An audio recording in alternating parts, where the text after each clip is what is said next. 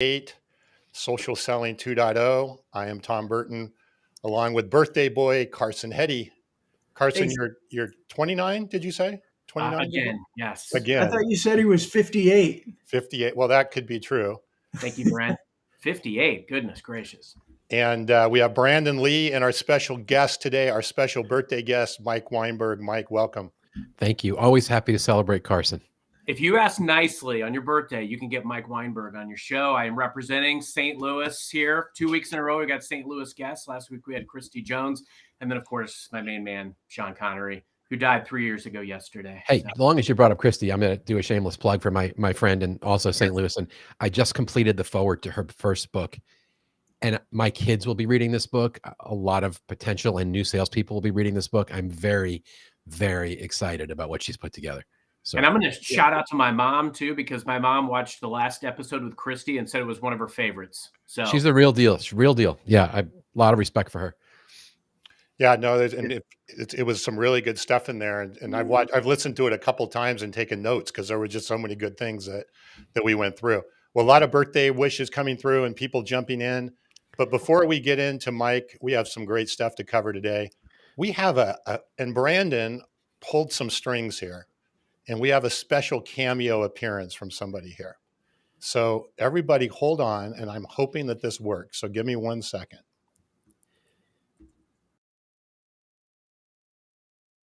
Hey, Carson, it's Leah Thompson here, aka Lorraine McFly from Back to the Future.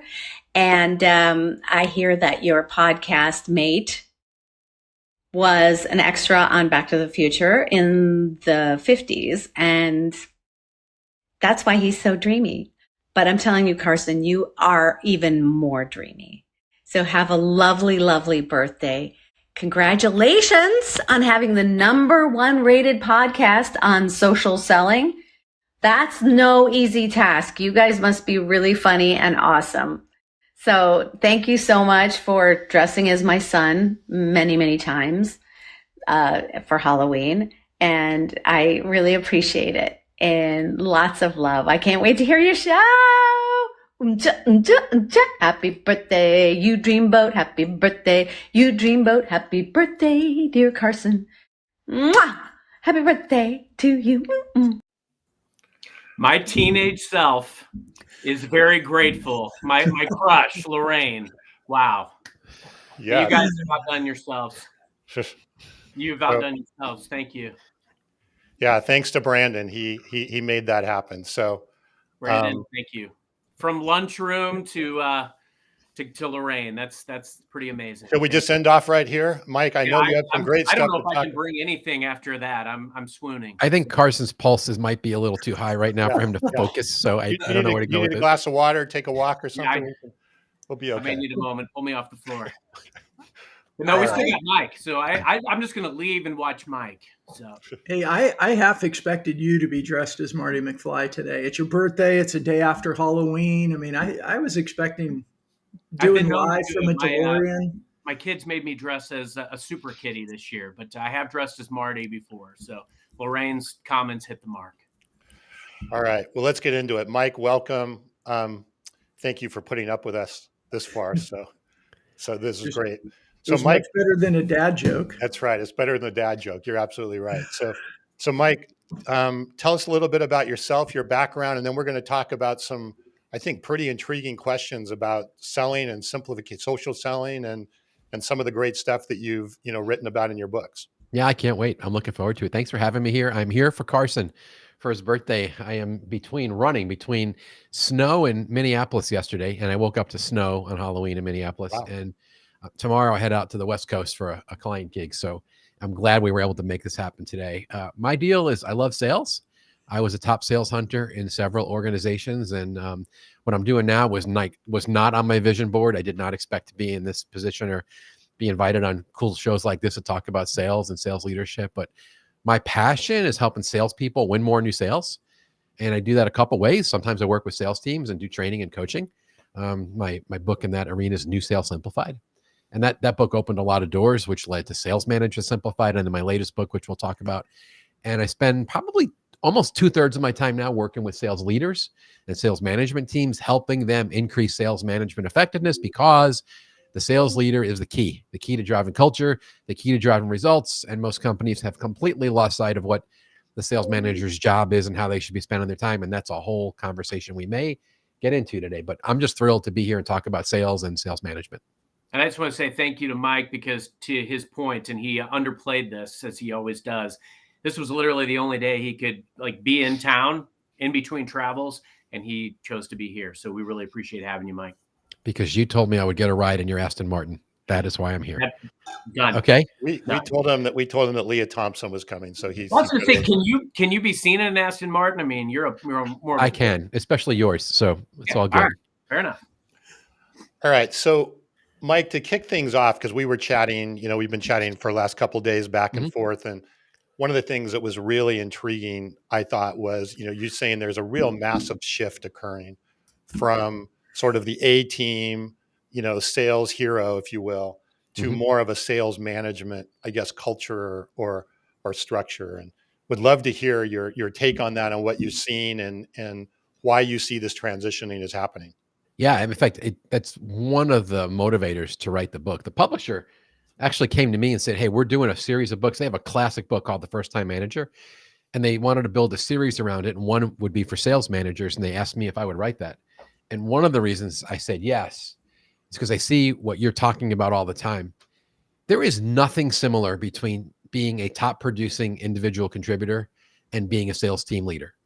The only thing similar about the jobs are the word sales, but salesperson and sales manager, I mean, completely different. The salespeople who are high ego and selfish and win on their own do amazing work, right? And then you get promoted into management and you realize, oh, I'm not responsible for one. Now I'm responsible for many.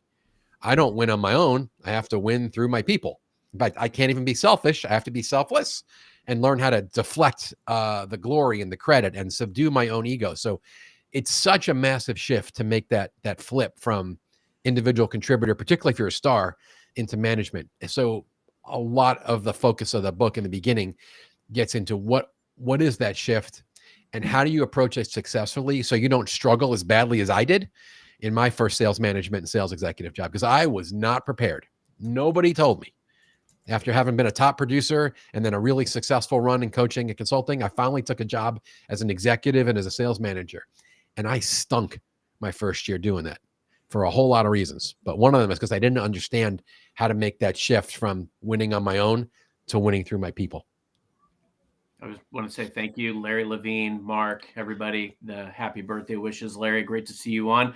Great past Carson, can we just be honest? He might be the most loved person in the industry. When I did a podcast episode with him and I promoted the amount of love that I don't even think Carson, I went back and listened to our episode. I mean, it was good, but it wasn't our best. And the fawning over him, people he could do anything. And people like, Carson, wow, he's the best. You're going to make me blush worse than Lorraine. I want you to blush. That's good. He's a dreamboat. He's a dreamboat. I gotta ask this. Yeah, dreamy. I got to ask this. So in first-time sales manager, and let me just say. Wait. Did you notice how quickly Carson turned that around and it went right back to the book? I mean, come on, Carson. He's a pro. I appreciate this. Yeah. So I don't care if you're brand new. I love that this is called first-time manager sales. I don't care if you're brand new or you've got a lot of years of experience and you're a grizzled old sales guy like me. This is a blueprint for everything selling. And what amazes me, so Mike, when I got first promoted years ago, I gifted myself Sales Management Simplified. How do you sit down to write these? What are your, because obviously things have changed a lot from a sales perspective. Yeah. How do you sit down and really, what was your big driving force behind first-time sales manager, and how do you start crafting the agendas and the messages for these? Yeah, well, this one was easier in some ways and harder in other ways. It was easier because it's been 8 years since I wrote and released Sales Management Simplified. And while the basics and the fundamentals of leading a team have not changed in any way, shape, or form, the truth is I had 8 years more experience running around the world and dealing with sales leadership dysfunction and training managers and doing coaching and running people through cohorts where I got to live through their pain and their challenges and their successes. So the easy part was that I had fresh stories and perspective. The hard part was writing another book on sales management when you said everything you knew in the first book. And I worked really hard. the first time I actually said this was in the first interview about this book. This is my best book. And it's really hard to say that when you love your other books and they're what put you on the map. But this is my thinnest book because I'm more experienced. And it's going to sound kind of weird, but I was able to trim the fat and get this down to like the brass tacks, base fundamentals. My promise is to new and experienced leaders, if you do what's in here, you're going to win. Because this is, it's the simplest prioritization of what our most important jobs are as a sales leader, and with some frameworks and techniques about how to do those important jobs and how to become a smart talent manager and how to avoid like doing everybody's job on your team and being the hero and burning out and killing your culture. So, it's hard to write a book when you're busy. In fact, people keep asking me, Mike, do you have another one in you? And I say, I don't know. Maybe later when I slow it down and I'm in pseudo retirement. It's really hard when you're working at the pace that you and I work, Carson, to find the time to do quality writing. And I have friends in the industry, Anthony Iannarino. He's on like his 13,000th blog post, right? Like he's been writing a blog post every day for 12 years. It's some crazy ass number. Like my respect for his discipline is through the roof. I don't have that kind of discipline. I'd rather go play golf or put on a YouTube on cars or do something like I don't have that type of thing. So I don't know. I wrote it because the publisher asked me to. I wrote it because I have a heart for sales managers and I see how hard their job is, whether they're new and they're like the deer in the headlights with everything coming at them. And a lot of times when I run an event, we have seasoned, you said grizzled leaders that come to these events. And I've had grown men, like 55, 60-year-old men cry and just say, I can't do this anymore. 280 emails a day. Can I say shit in your show here or no? Is that okay? You did it. Done. Bullshit emails from CFOs with spreadsheets attached. And one day they're yelling at you to fill out the CRM, get it updated. The next day they're sending you a spreadsheet asking for a forecast. Dragging managers to virtual meeting after virtual meeting. C-level executives who have completely lost sight of how a sales manager should spend his or her time to move the needle on culture and results. So my heart has really shifted where I'm spending more time with the sales leader, because when you get the management piece right, like when you get the culture and the leadership and the coaching and the accountability right, everything changes and you benefit from what I call the multiplier effect, right? Because one great sales leader can make a huge dent in the business because they're impacting all of the people on their team. And if they're building the right kind of culture and they're maximizing the production of their A players and they're quickly addressing underperformance and they're leading team meetings and energize and equip, and they actually make developmental coaching, not just reactive coaching when there's a crisis or a giant opportunity, but proactive, intentional developmental coaching a priority, which is the first thing every manager cancels when the crap hits the fan. Like when I see that happen, I see business change and I see sales managers like have joy in the satisfaction from running the business and developing their people. So I don't know, that was a long answer, but you got me kind of wound up there. No, I love it. And I want to thank everybody again for all the birthday wishes.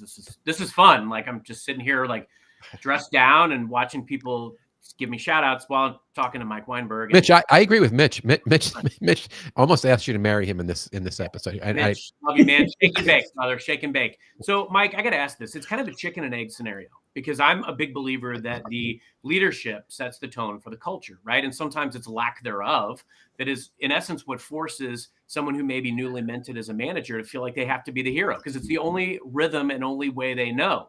I know, and I got the gist from you, and I appreciate kind of your being forthcoming in this. I had the same experience. I was promoted very early in my career when I was in my 20s, and multiple times, and then later I came back to being an IC, and then I got back into leadership. Mm-hmm. But I really realized in my 20s, like I was completely driving as the hero. I had to, and I think I learned the hard way that was not the way. So as I reinvented myself as a manager later in my life, I was much better at it. But I think the leadership sets the tone. You've got to have good sales leadership that empowers and enables your people to lead correctly and to train you properly. How could we as leaders today, how can we create and nurture that type of a culture that enables our leaders to not have to feel like they got to be the hero? It's such a deep question. And I'm gonna take a different tact as I approach the answer than I've done before, because you said a few things that sparked some thinking for me. I think the first part of my answer has to do with the leader, particularly the newer leader, has to have a very high degree of self-awareness, because some of the thing that causes you to play hero is what made you great as an individual contributor. Ego, drive, perfectionism. Those three just popped in my head. Okay. Ego, drive, and perfectionism. We love that in an individual contributor. And if your ego is a little bit too big when you're in sales, it actually, I think, works to your benefit. you know, you're a little bit like Teflon. You enjoy the applause and the limelight, and you know, you let the criticism kind of bounce off you. But when you bring a high ego into a leadership role, that gets old really fast. Like nobody wants to work for the guy or the gal that's stealing the credit and putting themselves on the stage and bragging about what my team has done, right? And they're inserting themselves at the last minute in every deal so they can say they saved it.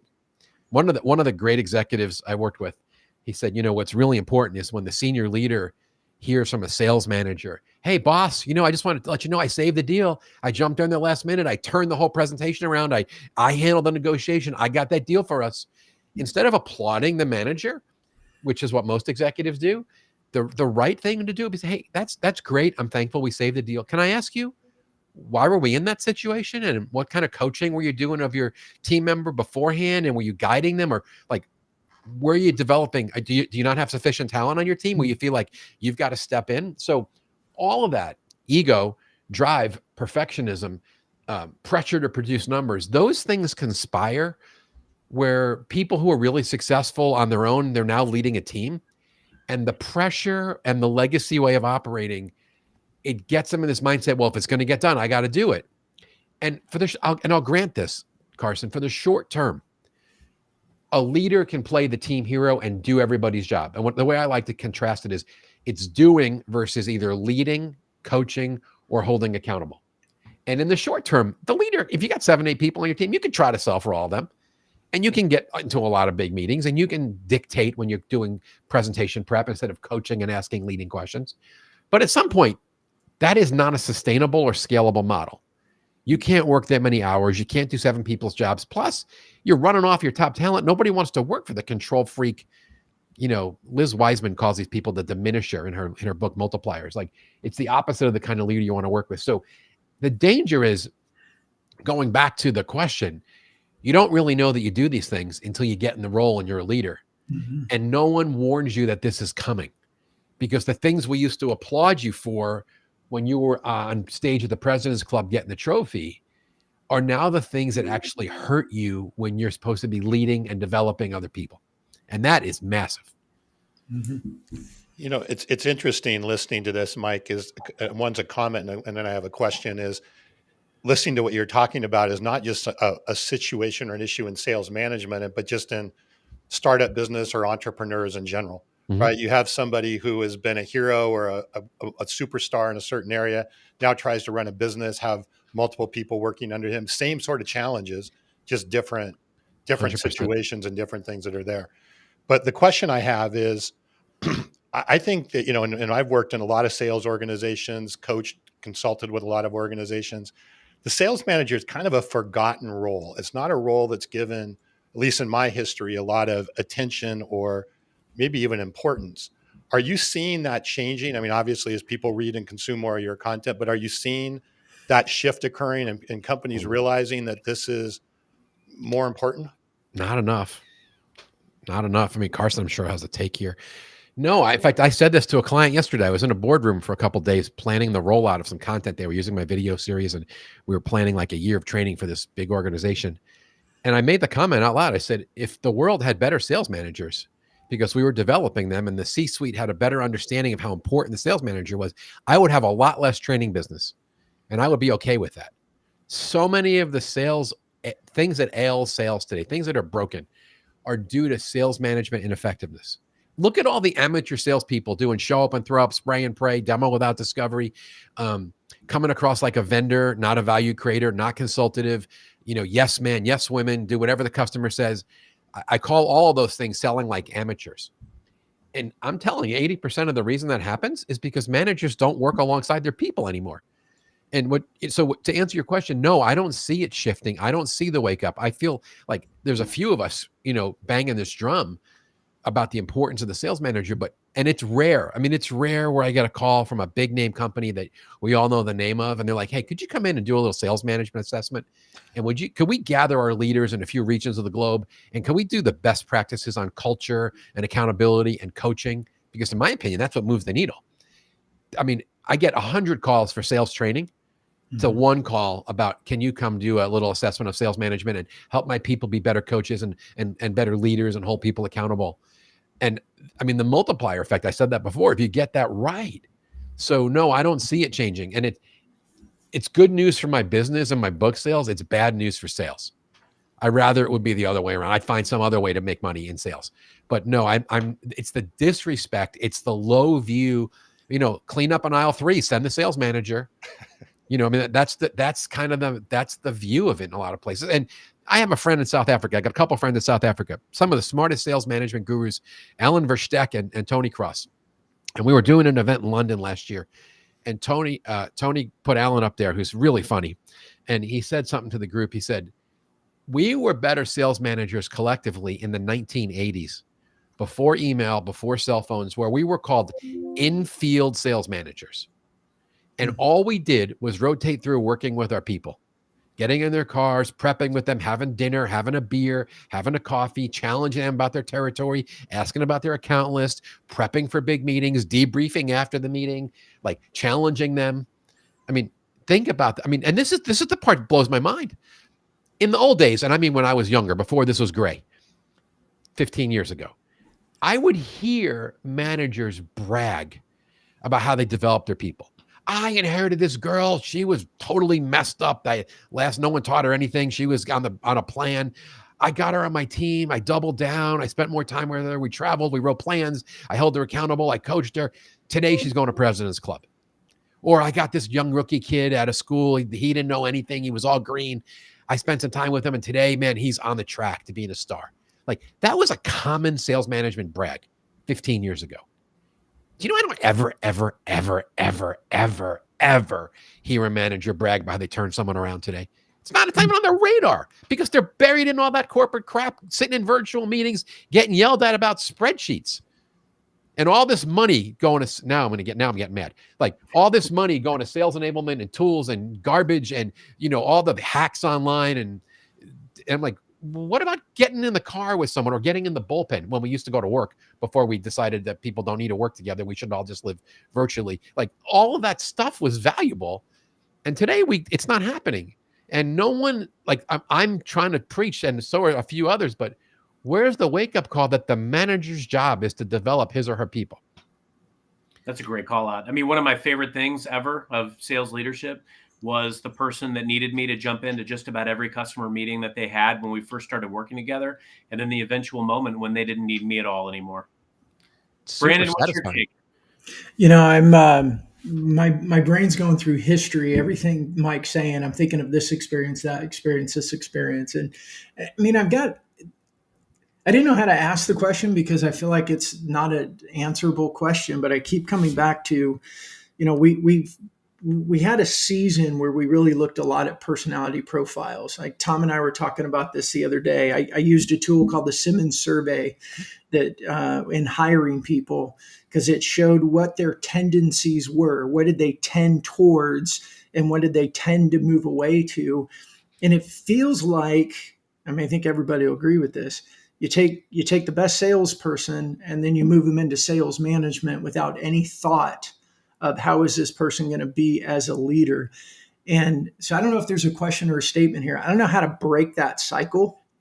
Like I learned from when I had a really bad sales leader in my first sales job, a friend of mine's dad had said something to me. He's like, as a sales leader, we're supposed to take responsibility for all the mistakes and celebrate the team for all the victories. And your boss is the exact opposite.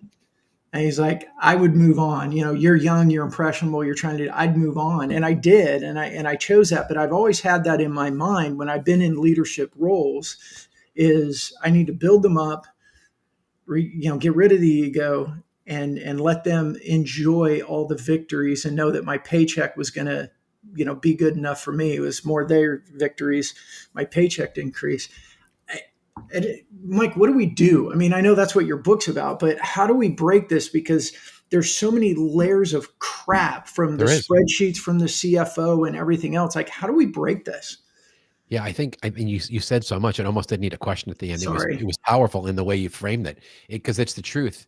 And it's everything from taking our best salesperson and making them a manager without really considering whether they have the makeup to succeed and whether they'll enjoy the job. There's a young guy in sales, superstar named Dominic Testo that Carson probably met him because we're friends and we always He might interact be with him. on. He might be on the He show probably today. here.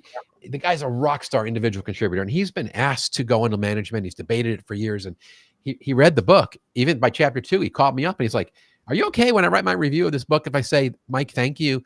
You've affirmed my decision to stay as an individual contributor. I love the fun, the freedom, and the financial rewards, and I don't want what you're describing." And I'm like, "You're brilliant. Know thyself," right?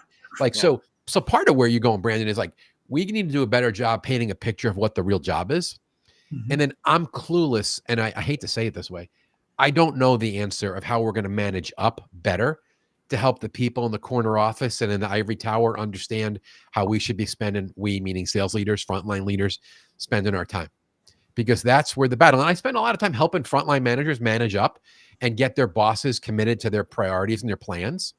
One of my favorite podcast guests, one of the best clients I've ever had, a guy named Dennis Sorensen.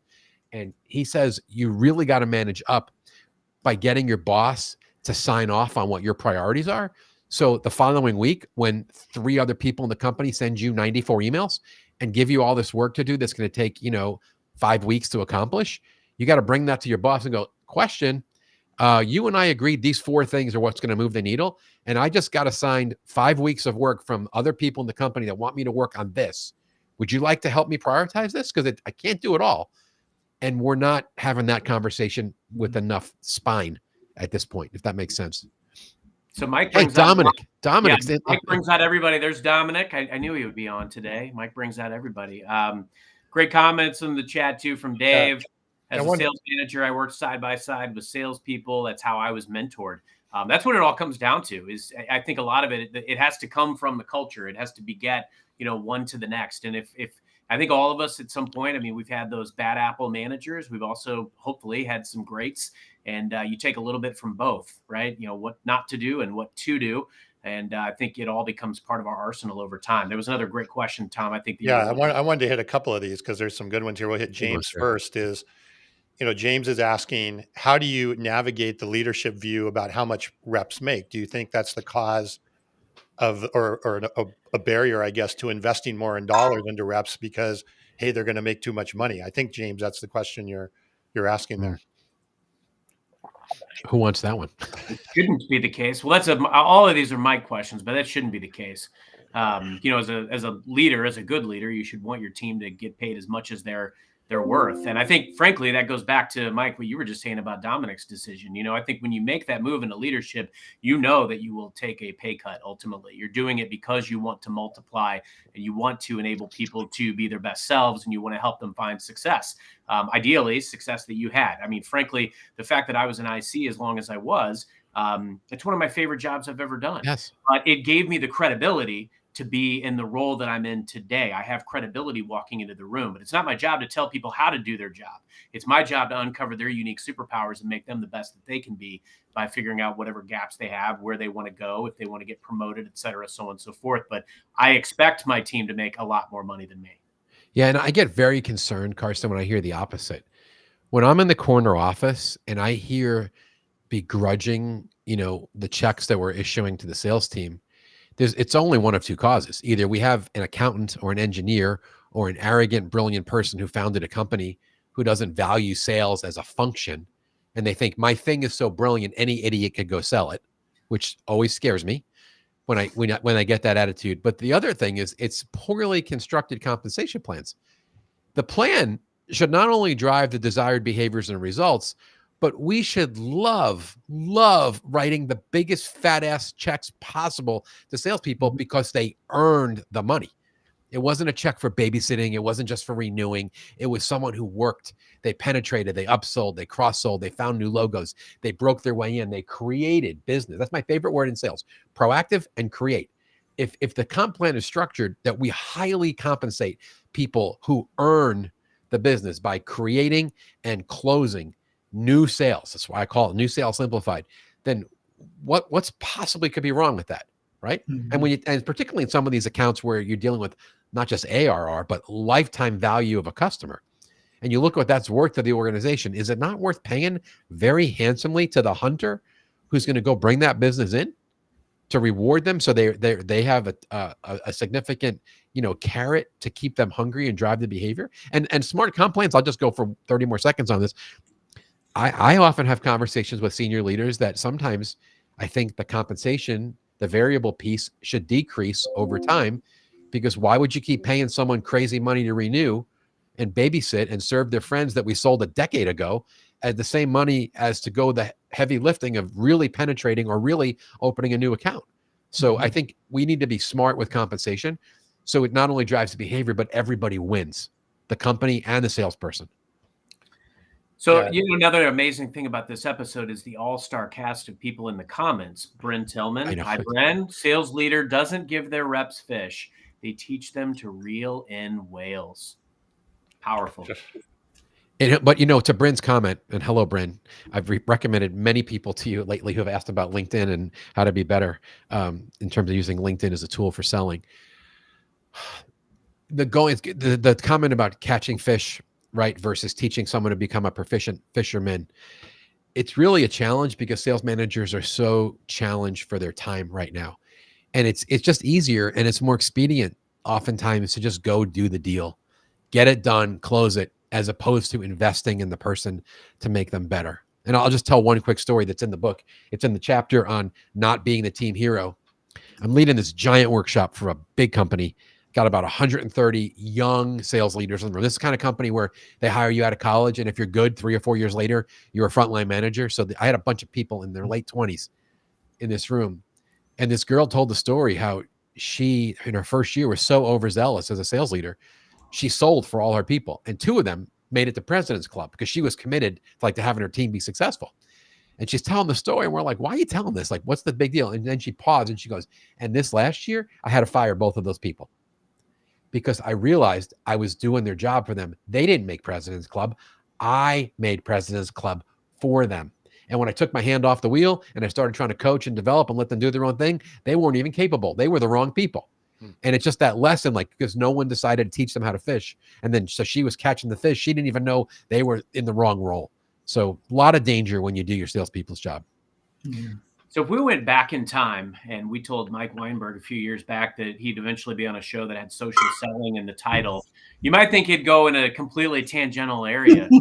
Mike had some big statements about social selling a few years back, but they're very valid because there was a trend that was out and there was an article that Mike wrote. And I know he got a lot of traction on that article, and rightfully so, because it called out all of the just bad behavior. And I know this is something that Brandon talks about a lot. So I'd love to hear from Mike and Brandon on this topic. But, Mike, when social selling became this big thing a few years back, and it was this whole get rid of all the, relationship building, get rid of the cold calling, you do this social selling mechanism, you make these posts and you're going to be rich. How is social selling, or at least maybe what social selling is known for and its reputation in the mainstream sales arena?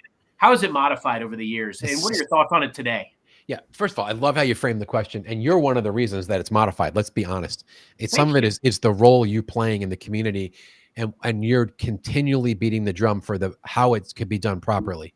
And you actually, I was thinking of this answer all day because I have friends that are already like, Mike, you're going to talk about social selling? The crap in my own inbox right now is they invited you to talk about social selling? Yeah. Especially after what I wrote in Sales Truth.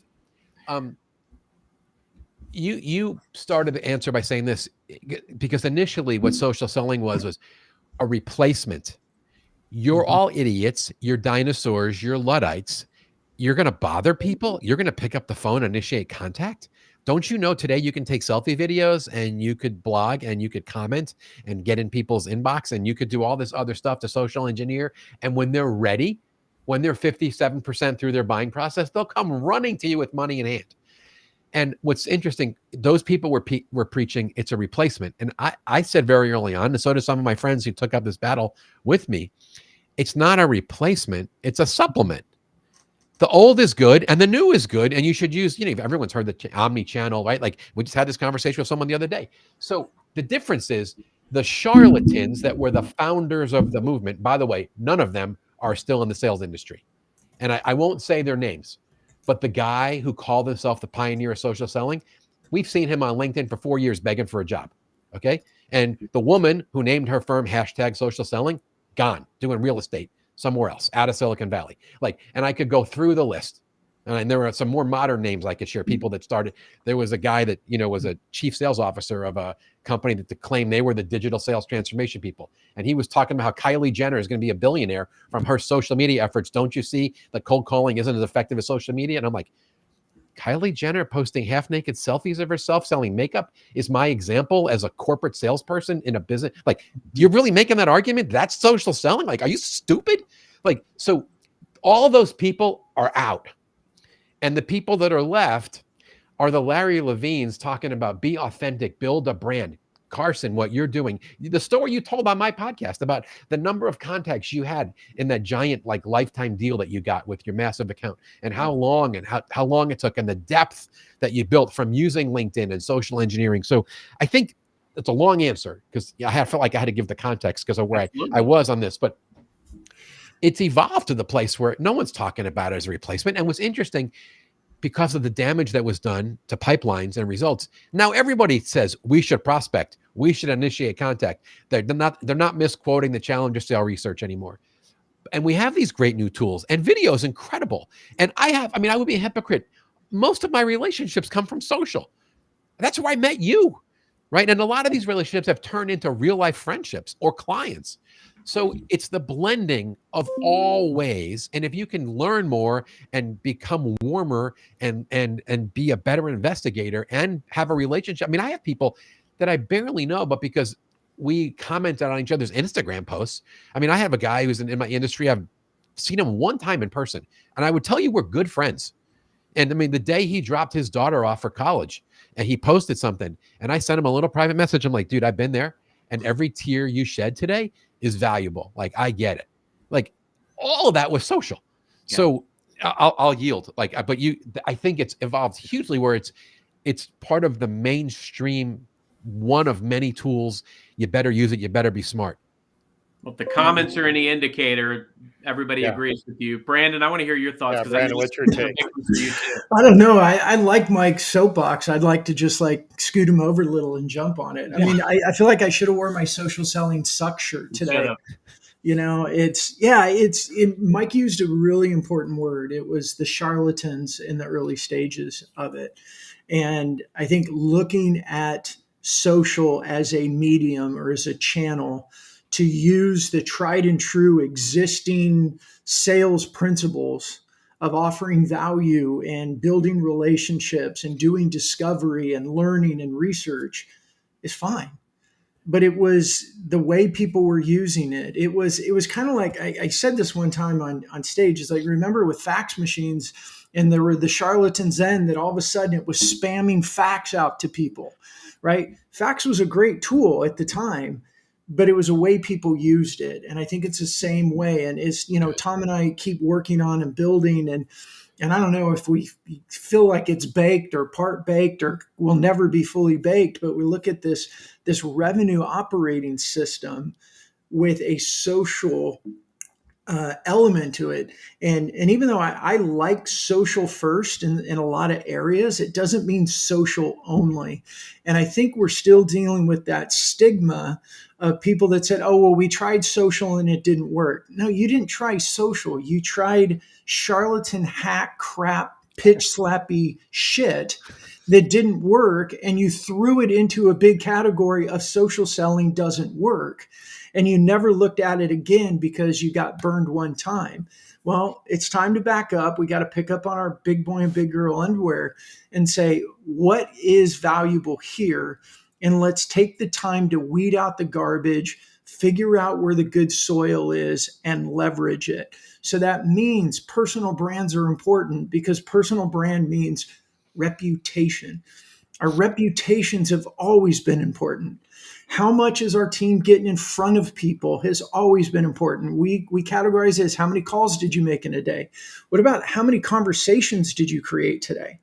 So I'll jump off my soapbox, because that's obviously the one that starts pissing me off, because people threw things into a category that was crap hack activities put a label on it, and then everything that was near that label ended up, they believe, smelled like So what garbage. was that, Brandon? I want to make sure we got that. Right. Charlatan, crap, hack, bullshit. Was that what you said? Charlatan, crap, hat, bullshit. I like it. Okay. There's a new shirt. Yeah, there's a We new. got these guys fired up today. This is amazing. Awesome. And I'm loving the comments. Tara, but how do you really feel? To Brandon.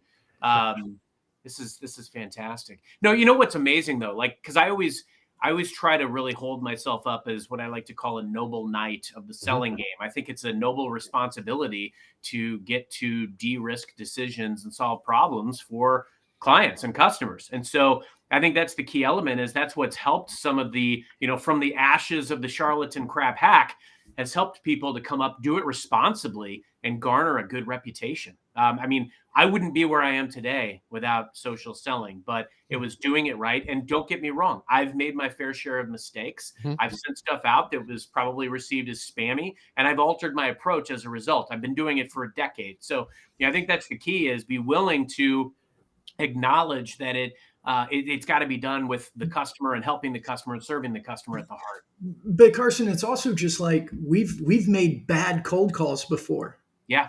Right. And then we've had to Mike refine it. hasn't, but we have, yes. That's true. But I've made bad cold calls before, and you don't throw the phone out because you said something stupid on a cold call. Right. And that's what I think happened with a lot of this, is the charlatans, the automation, the pitch slap emails sold people a pipe dream that they were going to press a button. It was going to automate for 24 hours a day, and they were just going to get POs in their inbox, and it didn't work. Well, it didn't work because it was a stupid tactic, not because it was a stupid medium. The maturity, the wisdom of what you just shared in the last minute of you don't throw the phone out, and the way you came back with that. And that's exactly what happened. The reason I picked a side and jumped in this battle is because I wanted to shoot the charlatans to defend the salespeople from the failure that they were going to face if they really thought that Gary V, as brilliant as he is, dropping F-bombs with his ski cap on in the summer and taking selfie videos, was going to get you appointments with C-suite people selling software. Like there would, it's not the same. It didn't translate, the Kylie Jenner thing. So I'm with you. And here's where it really comes down to, I guess, and I've only been in the sales improvement world like 15 years, but I've seen there's been enough cycles. There's always the bandwagon jumpers in our industry that need to make a living. So they jump on what's hot today. So there was the social selling bandwagon. There was the account-based selling bandwagon. You went through it, right? And I realized, this always is going to happen.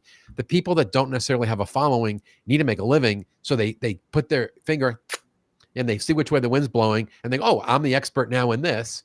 And I think that's what happened for a while. And social was really big. It's kind of like AI today, except we know that AI is legit and it is going to change the world. And we're all struggling with what that means. But it's interesting. I think the way people are talking about AI in our industry is much more mature. And I'm hearing like wise voices say, you better wake up. Not like the old days, well, the sky is falling, we're all going to get replaced because they're going to put in kiosks everywhere. No, I don't think that's going to happen. But it's how are you using these tools to come up with better probing questions, to role play, to do research, to maybe do some crafting. Like that's, but it's interesting. I'm seeing people behave a little smarter where it's not everyone's out there with their shingle. I'm now the AI sales expert, which is what we did see a decade ago with social selling. So Mike, kind of taking this full circle, going back to sales leadership and sales management, do you see that's a key responsibility to help the team understand how to use social, how to understand how to use AI and not, I guess, abuse it from that perspective? And at the same time, not discard it as going, it just doesn't work. I mean, where does that balance fit in? Yeah, I think balance is the right word. And I will tell you that because I'm not the tools guy and I stick to a very simple framework and fundamentals, I don't go too far personally down that path with my clients. I rather point them to you and to Bryn and to Carson and to others, because I don't like speaking out of my lane, but I would say yes. But where I would also point the sales leaders, we have better nailed down these fundamentals. And if we can use social as a vehicle, as a tool for a lot of important things, and if I'm gonna listen, when I'm talking to a sales team in my new sales simplified mindset, there's 5 things we got to be able to do. We got to nail down our target list so we're getting strategic and we know who we're going after. We need compelling messaging that's about issues we address and outcomes we achieve for clients, not self-focused crap about speeds, feeds, buildings, histories. legacy. So target list, compelling messaging, the ability to get a meeting from proactive pursuit, which with through any ethical, effective means necessary. Sometimes Jeb Blunt says, send smoke signals, send a carrier pigeon, put a message in a bottle, use Twitter, use LinkedIn in appropriate ways, not, connect and pitch and bots and all the crap that's in our inboxes every day, but telephone. So targeting, messaging, proactive pursuit to get the meeting, run a great early stage discovery consultative sales call. And then for goodness sakes, own the calendar and the pipeline like an adult. And if you can master those 5 things, really good things happen every time. And if you lay on top of that, the sales management principles of do accountability and do coaching and get the right people in the role and don't play hero and support and discriminate and overserve your best people to help them win and quickly coach up or coach out underperformers, that's the whole book. If you do those things at the same time, we're targeting, messaging, pursuing, running consultative meetings, and own the calendar of the pipeline. I don't know anything else about sales. When you ask me, am I going to write another book? I don't know. I've told you, I've said the same thing 94 times. I don't have any more material because every time I get involved, I don't care if it's the most complex company or it's a little $20 million company trying to break through the ceiling of complexity. When they do those basics that I just listed on sales management and sales, they win.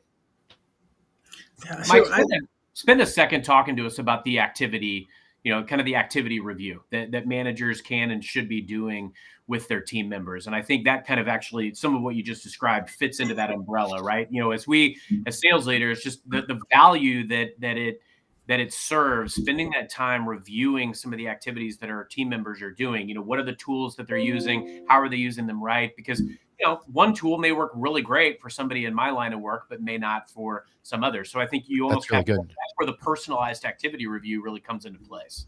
I'll do it. But first I have to say this to Bruce Kirk, Captain Kirk. Send me a direct message. I'm sending you a Sales Truth t-shirt for your comment that I shot the charlatan. That is the absolute best comment of any event I've ever seen from any human. Bruce, if you can hear me, send me a message and I'm sending you Beautiful Sales Truth golf balls and t-shirt. Okay. Because that's as good as it gets today. You just made my day, Captain Kirk. Carson asked me about accountability and what that looks like.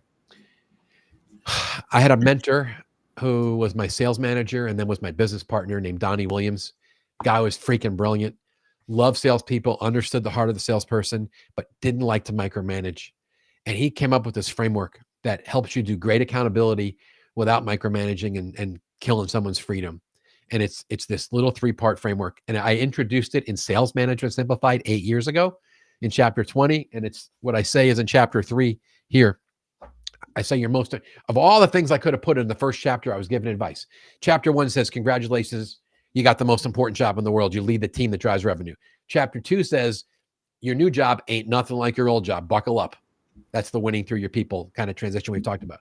And then the very first chapter that I get into coaching, it's chapter 3. I say, your most important job is making sure your people do their job. And I went a little fresher and deeper in a kind of a simpler way. I explain this progression: results, pipeline, activity. And we all know that activity drives pipeline if the person is talented and has skill, and pipeline drives results. But where my mentor Donnie was so brilliant, he flipped that on its head, and the meeting always starts with results. Let's see where you stand. How you doing? Never mind, I'll show you how you're doing. Let's look at where you stand on the team, where you're against your plan, against last year, and you spend a minute or two looking at results. If they're great, you cheer. If they're not, you look at the salesperson and go, hey, what happened? You're ranked 8 out of 9 people on our team. What's going on? And you let them sweat it a little bit, because the job of a sales manager is to transfer the burden for results from our shoulder to the producer's shoulder. And then the majority of this accountability meeting is spent looking at the pipeline, because that's the lifeblood of the business. What's your coverage? Are there enough deals in here? Let's do some math together. Not coaching the deal, but just looking at numbers, data, right? Not emotional, data. And then I like to ask, what did you create? What's new? What are we working on? We weren't working on. And of the longer term deals, which did you advance? And what I'm telling you is, sales leaders, if you go through results and you go through the pipeline with everybody every month, there's nowhere to hide. But sometimes you get with a salesperson, and after you've gone through the pipeline, you look at them and they look at you and they're like, there ain't enough in here, is there? So not only are you missing your number this quarter or last month, we're looking at the current pipeline and there's not enough business in here for you to make a number for this month. And now I'm concerned, and I'm not cool with you failing. So open up the CRM, grab me your business plan, show me the target list, and get your calendar tell me what you did last month. And this week and next week, what is on the docket for you? Because I'm concerned because your results stink and your pipeline's weak. I don't have anywhere else to turn. And my mentor, Donnie, where his brilliance comes in is you don't even ask that question until they've forced you to, because the results in the pipeline led you to the conclusion they're either not trying, which is a big problem, or sometimes worse, there is a lot of activity, but they don't have the skill or the business acumen to turn those activities, conversations into real opportunities. So, Carson, thanks for asking. Like, I think we have two big levers: coaching, developing our people, coaching the deal, coaching the skill, coaching life, and accountability, shining the light of truth on their actual results in their pipeline. And if we would do a better job with these two levers, we could move the needle on culture and results, regardless of who's on our team. So that's my strong opinion. Love it. Love it. And I wanted to another kind. I want to spotlight one comment that we had a few minutes ago, and as we kind of wrap up here, one of the things that Tim said is that, and we touched on this, right? Sales managers are inundated with data and customer or spreadsheets and all of that. Mike, as I listen to you, and I've been listening over the last, even the last few minutes, what's hit me is, and maybe this is more in the tech world, but there's a confusion between rev ops or revenue operations and sales management and sales leadership. And, are you, and as you peel those two apart, those are two very different jobs and very different responsibilities that I think could all get mashed up together into one thing. Tom, no one is talking about what you just said. I never even said it that way. Like, that's a brilliant assessment, because what's happened, this is what I see in the big tech companies. And, tech is like 10% of my business. I'm in the industrial world. I'm in a lot of other places, but I'm in enough tech companies and I get out to California enough to have this feel. There's always this confusion between the forecast and the pipeline. Yeah. And particularly if it's a public company, and Carson lives in this world. So Carson, correct me if I misspeak. But what's because everyone's got short-term thinking and they got to make the quarter, and the CFO is freaking out and sending out spreadsheets to the EVP of sales, who's then sending it down to the front lines, the RVPs, and like it all the shit goes downhill. Everyone is running around nuts talking about what they call the outlook or the forecast. What deals are going to close for the quarter? That is not the same conversation I just articulated, where you sit someone down and go, hey, what'd you put in the pipeline? And what are we working? And what did you advance? Because that's the accountability conversation. And that gets completely lost in the tech or public company world, where I have to make the quarter. No one's thinking about the pipeline and the health. They're talking about the forecast. And the way you just articulated that, where RevOps gets confused with sales management, I think is absolutely brilliant. And in my world, most of the whether or not I'm going to make the quarter was determined last quarter or the quarter before that based on what I put in the pipeline. But that's the way you think about it. And the problem is not enough people think about it, right? You see too often companies, there's 2 weeks to go before the quarter, and all sales activity, let me rephrase it. The right sales activity just gets thrown out the door, and everybody goes into fire drill to try and close deals. And then they wonder why their customers are so freaking confused as to really who they are and where the conversation is going to go, because they think, oh, we're going to offer you a 20% discount, but you got to close by this date. And it completely changes the relationship with their buyers and their reputation and everything else, because it was pushed down for a fire drill. Oh, and it's hilarious because I'm the opposite of most tech sellers. And when I first started selling in tech, what I'd hear from a lot of customers was, you're the biggest check we write. I don't want to give you any more. Or the only time you ever show up is when you want our money. So I try to take the most counterintuitive approach to say things like, hey, it's my job to ensure that you're privy to all the resources that you're entitled to because of your significant investment. And lo and behold, I could get any meeting I wanted because I showed up with that mentality and that mantra, even a zero tech background. So I started bringing in all the smart people. I knew the smart people. And I was successful because I was resourceful and because of relationships. And that's it. Yeah, but don't lose this point. And Brandon's little hand gesture was exactly the point. And this is what's lost today with lack of mentoring.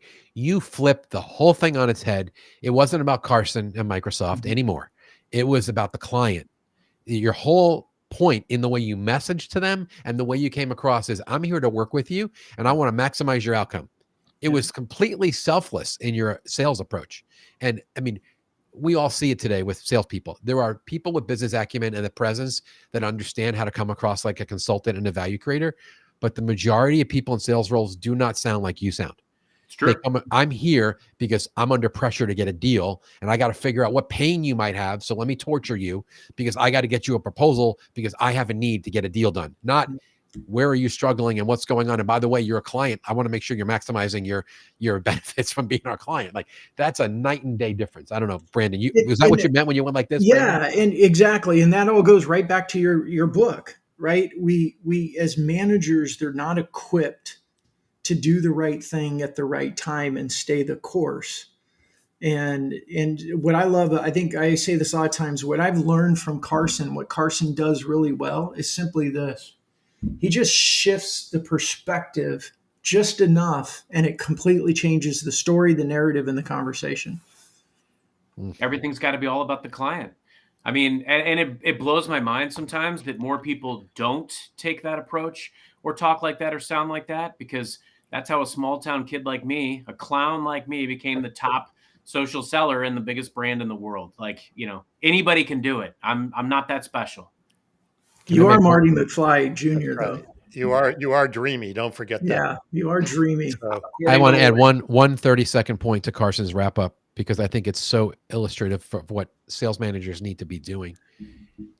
If we as leaders would spend more time in the field and in customer calls and prepping for calls and debriefing after them with our people, we could help them become the type of seller that Carson is, and why he's been so successful. It was that brand. It's that flip, because if you're out there on your own, you don't even know you're doing it.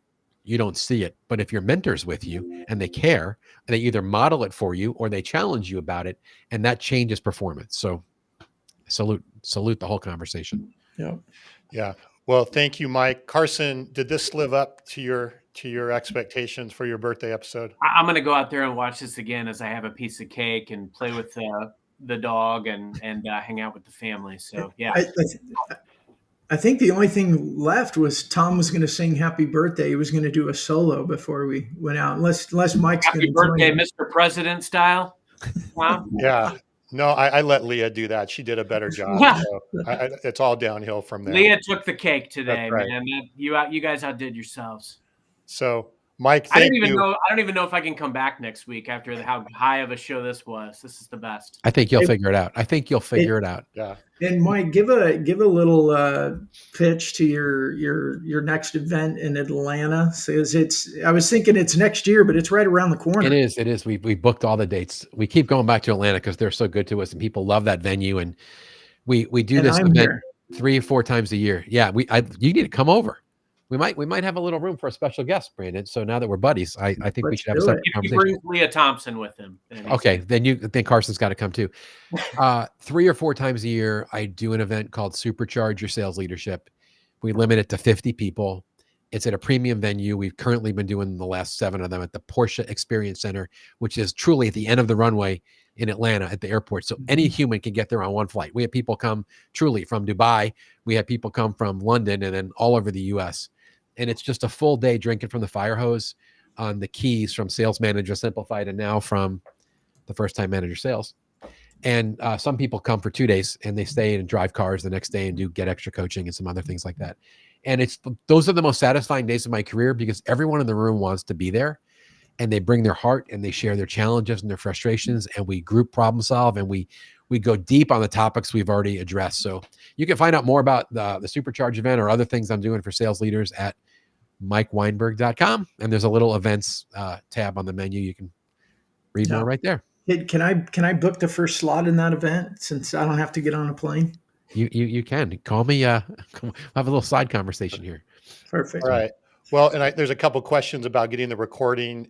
Definitely. Also, if you want to get any of the past recordings, it's pod.socialselling20, socialselling20.com, and it's on all the podcasts. So please go subscribe to Social Selling 2.0. And we're also on YouTube, and you can get the replay here on LinkedIn as well. All right. Well, again, thanks again, Mike. Happy birthday to Carson. Get the book. Happy birthday to Carson. Go buy yourself a copy of this book for Carson's birthday. That's right. My publisher and I thank you. All right. Love that. Carson, wrap us up here. Mike, thank you. Safe travels to you, my friend. Always a pleasure to see you. And Brandon, Tom, man, thank you for a special show. And for everybody that was on, thank you all. Steven, saw your comment. Good to see you, brother. Thanks for calling today. And until next time, happy social selling. Thanks, everyone.